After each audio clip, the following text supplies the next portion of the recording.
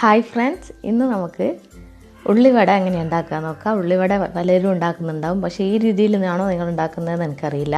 പക്ഷേ ഇത് നല്ലൊരു ടേസ്റ്റി ആയിട്ടുള്ളൊരു ഉള്ളിവട തന്നെയാണ്. നമ്മൾ ചായക്കടയിലൊക്കെ കിട്ടുന്ന ആ ഉള്ളിവടയുടെ സെയിം ടേസ്റ്റ് തന്നെയാണ്. അതിനേക്കാൾ ഒന്നും കൂടെ ടേസ്റ്റ് കൂടുതലാണെന്നാണ് എൻ്റെ ഒരു വിശ്വാസം. അപ്പോൾ നിങ്ങൾ എന്തായാലും ഒന്ന് വീഡിയോ കണ്ടിട്ടൊന്ന് ട്രൈ ചെയ്ത് നോക്കുക. അപ്പോൾ ഈ ഉള്ളിവടക്ക് വേണ്ടിയിട്ട് ഞാനിവിടെ ഒരു 4 മീഡിയം സൈസ് വലിയ ഉള്ളി ചെറുതായി അരിഞ്ഞിട്ടുണ്ട്. നല്ല നൈസായിട്ട് അരിയാൻ വേണ്ടിയിട്ട് ശ്രദ്ധിക്കുക. ഇനി അതിലോട്ട് 1/2 ടീസ്പൂണോളം ഉപ്പിട്ട് കൊടുക്കുക. എന്നിട്ട് ഇത് കൈകൊണ്ട് പ്രസ് ചെയ്ത് നന്നായിട്ടൊന്ന് സോഫ്റ്റാക്കി എടുക്കണം. അപ്പോൾ ഇതിവിടെ നന്നായിട്ട് തന്നെ സോഫ്റ്റാക്കി എടുത്തിട്ടുണ്ട്. ഇനി നമുക്ക് ഇതിലോട്ട് കുറച്ച് ഇൻഗ്രീഡിയൻസ് കൂടെ ചേർത്ത് കൊടുക്കണം. അപ്പോൾ അതിന് വേണ്ടിയിട്ട് ഞാനിവിടെ ചെറുതായി കട്ട് ചെയ്തിട്ടുള്ള കറിവേപ്പില, അതേപോലെ ഇഞ്ചി, പച്ചമുളകൊക്കെ എടുത്തിട്ടുണ്ട്. അപ്പോൾ അതൊക്കെ ഇതിലോട്ടൊന്ന് ചേർത്ത് കൊടുക്കാം.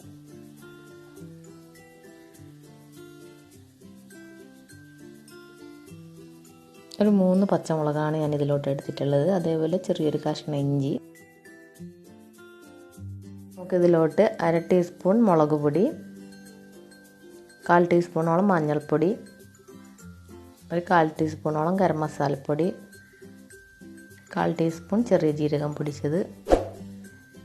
പിന്നെ ഇതിലോട്ട് ചേർക്കാൻ പോകുന്നത് കടലമാവാണ്. അപ്പോൾ ഈ ഒരു സ്പൂണിന് ഞാൻ കുമിച്ചിട്ട് 4 സ്പൂൺ എടുക്കുന്നുണ്ട്.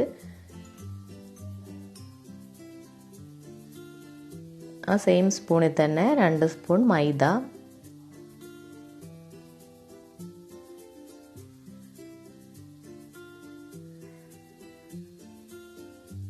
പിന്നെ നമ്മൾ ഉള്ളിവടക്ക് വേണ്ടി ചെറിയൊരു ക്രിസ്മസ് കിട്ടാൻ വേണ്ടിയിട്ട് 1 ടീസ്പൂണോളം അരിപ്പൊടി,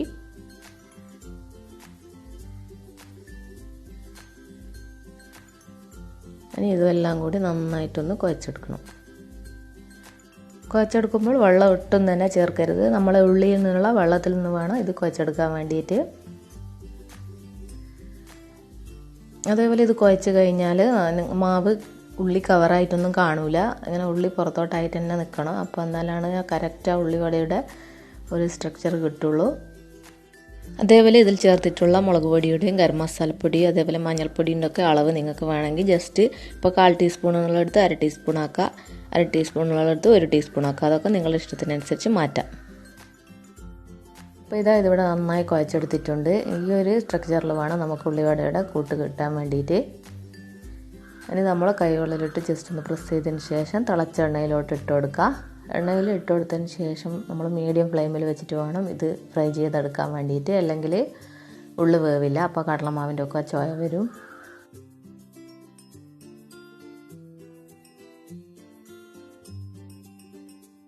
അപ്പോൾ ഒരു ഭാഗം ചെറുതായിട്ടൊന്ന് ചുവന്ന് കഴിഞ്ഞാൽ നമുക്ക് തിരിച്ചിട്ട് കൊടുക്കാം. അപ്പോൾ നമ്മുടെ ഉള്ളിവട ഇവിടെ റെഡി ആയിട്ടുണ്ട്. ഇനി എണ്ണയിൽ നിന്ന് മാറ്റാം. ഇനി നമുക്ക് ബാക്കിയുള്ളതും കൂടെ ഇതേപോലെ ഒന്ന് ഫ്രൈ ചെയ്തിട്ടെടുക്കാം.